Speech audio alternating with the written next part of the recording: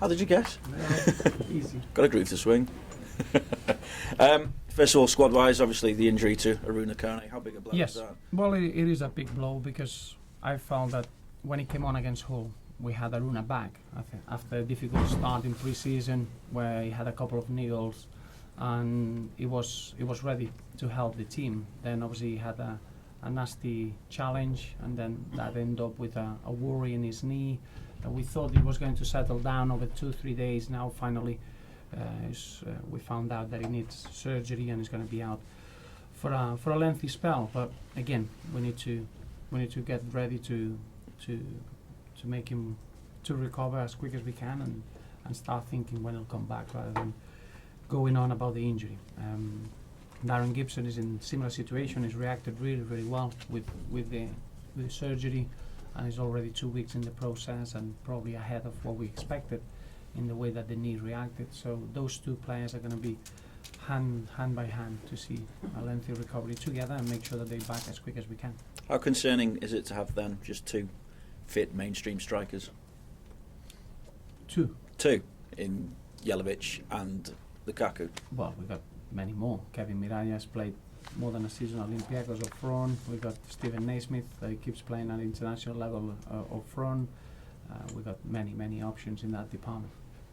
Will you have the opportunity though to bolster the squad in January? Are you looking at that? Do you need to? Well, no, not at the time. I think we're going to use the next 6, 7, 8 weeks to get the clear assessment of the squad, and obviously I want to see the youngsters as well, how they're developing, because it's important that we give an opportunity to the youngsters. But every window we always work extremely hard to make sure that we help the squad. It's not a matter of bringing players for the sake of it. In every window is the opposite. It's trying to identify characters and personalities that they can fit in at Everton and they can help the squad with if there's any need. But that will always be the case with injuries or without injuries. We'll always look into every window to take advantage of it. That will never change. Is the challenge there also for Jelavic to really get back to the kind of level that we saw when he first arrived at Everton? Of course, yeah. I think Nicky started the season working really hard and he scored a few important goals in pre-season and he's been working really well. I thought when he came on Sunday he looks sharp, he looks lively, he looks full of energy, and I've got no doubts he's going to have a massive role. He's a very important player for us, and it's good to have that healthy competition. You see how Romelu has been performing so far. It's because you got people setting good high standards in the same position in training, and Nicky has got everything to be important for us. Is his confidence taken or not, Roberto, and does it need lifting? I wouldn't say so. No, I think he's such an experienced player that he knows what he needs to do, and obviously as a striker you always want to be in good moments, and that happens after scoring goals and after being in a position where you feel that you are really effective in the final third. But I think Nicky never suffered of lack of confidence. He's experienced enough to understand that at the moment we've got Romelu in a very good moment of form, and that's a healthy competition to have, and I'm pleased with that, without Nicky suffering at all, just fighting and waiting for his opportunity. I see those the transfer speculation has started already. Aidan McGeady is the link today. Any truth? Paul, as you know, I would never mention about players that they are registered with other football clubs out of respect, but we're not going to start now. We've still got 4 or 5 weeks to start talking about those rumours. But as a football club, we'll always keep an eye on any potential targets. But our fans will be the first ones to know when there's anything to announce. You could have gone second at the weekend. Do you think you're getting the credit, the recognition that goes along with that? Well, it's not down to us to be worried about that. You know, all we do is to try to be as good as we can in every game that we go into, and making sure that we can get as many points as we can. I thought the game at the weekend was a really good game between two sides. Probably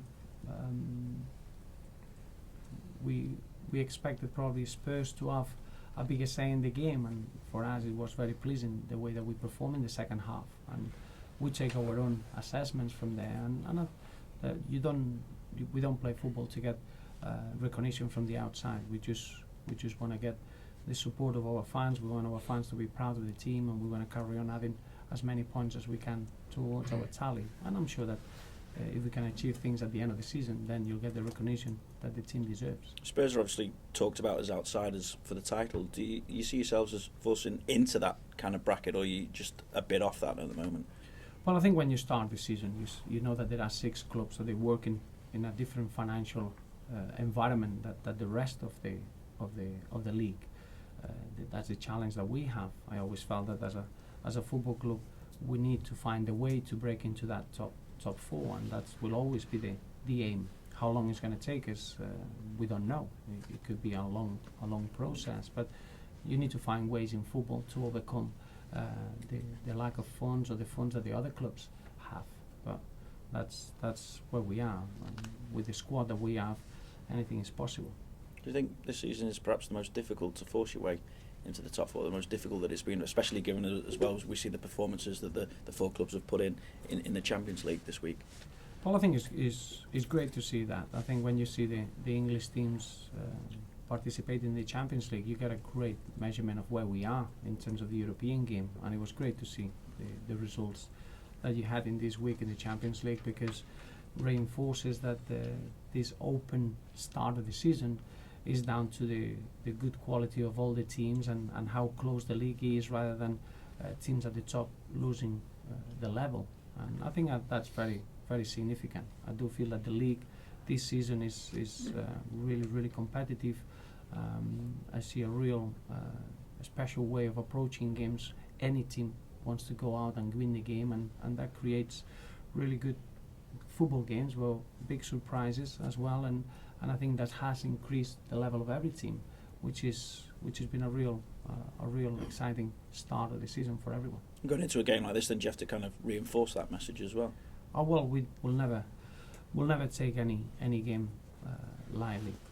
I think Crystal Palace, they've been unfortunate in terms of results. I think they've been more in games that the results could show, and we know that we'll have to be at our best if we want to compete against a team that I feel they're gonna pick more points than the ones that they've done in the first 10 games. That's something very, very clear. Sometimes when you get promoted, you can react in 2 ways. One, you are in that honeymoon period that everything goes in your favor, you develop a bit of momentum, or it's the opposite.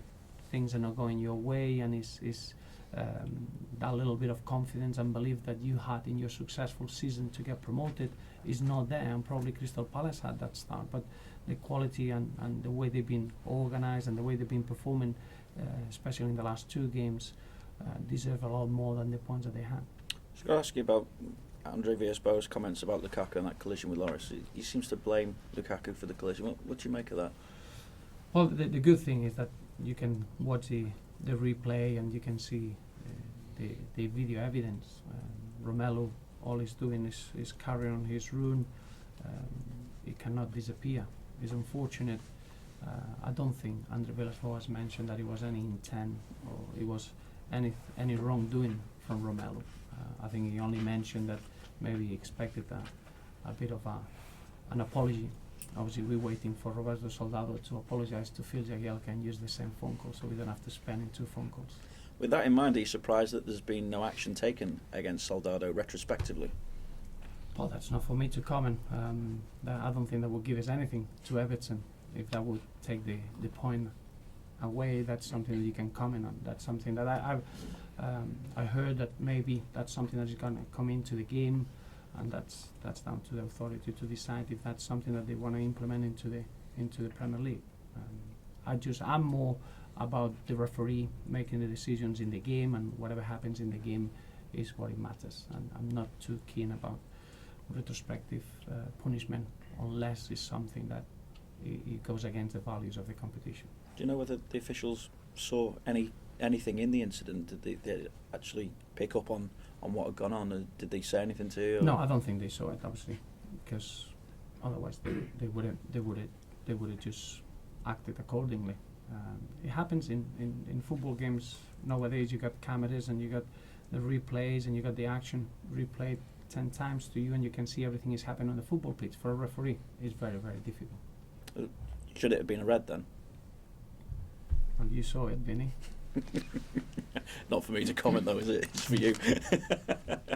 Just finally then, I mean, the retrospective action from the 22nd of November, even if the officials have seen it, we understand now that retrospective action can be taken even if the officials have seen it and not maybe taking the right course of action.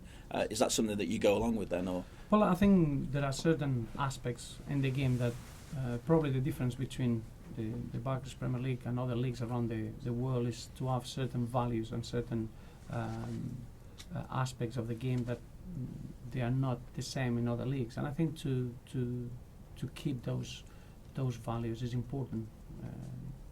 I'm not as I mentioned, I don't think it's healthy to look back and try to referee a game. I'm not up for that at all. But it's always the odd situation that maybe once every 10, 15 games that maybe a clear statement needs to be made to make sure that the values of the competition is still there, and I'm not against that at all. Roberto, does the managerial situation at Crystal Palace and the uncertainty that surrounds it, does that help Everton going into this game? No. I think the only thing it matters is how good we can be. I think if we lose our focus, if we lose our concentration, if we're not as good as we can be, we're going to suffer, because any team that you don't reach your best level, you're not going to get a good performance. That's how competitive the league is. And as I mentioned, I think Crystal Palace, you could go through all their games, and especially in the last two, and they've been very, very unfortunate. They've been very close. So I know that we'll have to be really, really strong. And Crystal Palace, they'll be looking at all the home games left as their aim to achieve what they want to achieve this season. So we understand what we need to do on Saturday, and believe me, we under no other focus than be at our best. Do you see signs then of Crystal Palace turning their form around and actually beginning to win matches consistently, or is it's a lot more work to be done than that?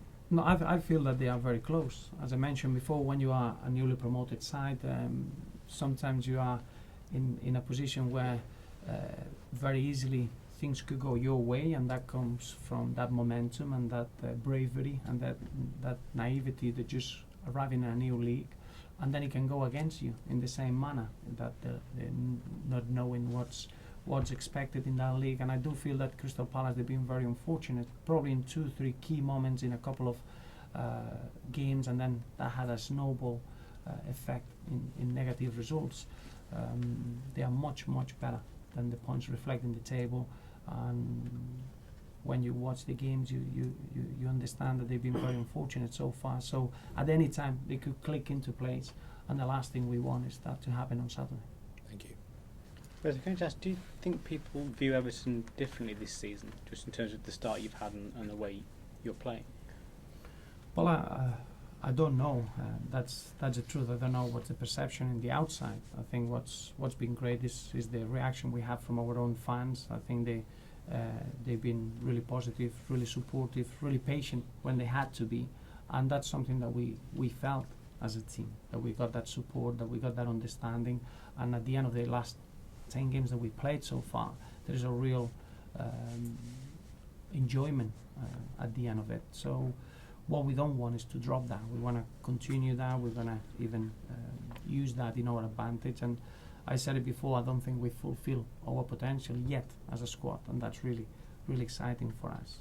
I hope that if we do fulfill our potential, then the perception and the way that we are seen from the outside is going to be really positive. Okay. And when you play a team like Palace, I mean, obviously the incentives on you, the pressures on you to win it. I mean, in terms of the mentality of the players, I mean, have you noticed how the mentality of the players has changed this season, maybe? Well, no. I think it's nothing new. I think every game away from home is really complicated in this league. It doesn't matter who you're playing against. For one reason or another, you got different situations to solve. I think Crystal Palace, the last 2 games, they had a little bit of continuity in their lineups. They got a real understanding. They've been really solid. I think against West Brom they had a spell of 20-25 minutes where they could easily score a goal and get something out of the game. As it was against Arsenal, again the game turned a little bit on the sending off, but they've been very, very unfortunate, and unless we are at our best, this team can click at any time, and we're going to be well prepared for that. Just finally, there's been a lot of discussion this week about the issue of concussion.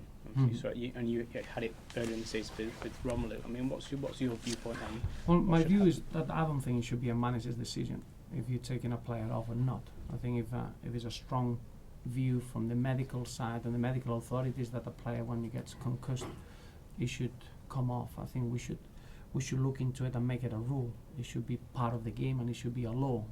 I think it would be very unfair to put a manager in a position where you have to take a player off just to avoid any sort of risk without having that medical knowledge.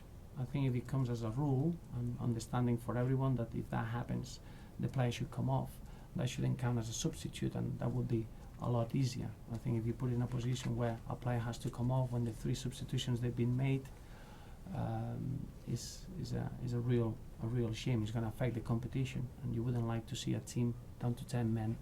But the last thing you want is to put the health at risk of any player. So I think it's a serious issue that it needs to be spoken about and find the right decision from the top. I think the authorities should find a rule that it goes into the game. Does that transfer the pressure there onto the club's medical staff then? Because obviously the manager wants his best players available all the time. The medical staff Yeah, have got to be strong enough to say, and the manager's got to respect them, hasn't he? Absolutely, but remember that the managers want to make decisions to win football games, but when you've got a player that is risking severe damage, nobody wants to go. There's a completely different area. That's something away from the game and away from sport. So it is a decision to be made at the highest level. I think it should be a rule included there for medical reasons, but I don't think that's manager's decision or is a game decision, because it shouldn't be depending on how the result goes, what type of game it is, how many subs you've done. I don't think that should be part of the decision process when you got such a serious situation on the health of a player. So then stops the player then saying, I suppose I want to play on. So you've got a rule like Lloris did. Yeah, but obviously in that situation you need to understand if the player is in a position to make a decision. There are many issues that they are medical grounds and others that they are football grounds, and I think we need to be very careful that one doesn't overlap the other.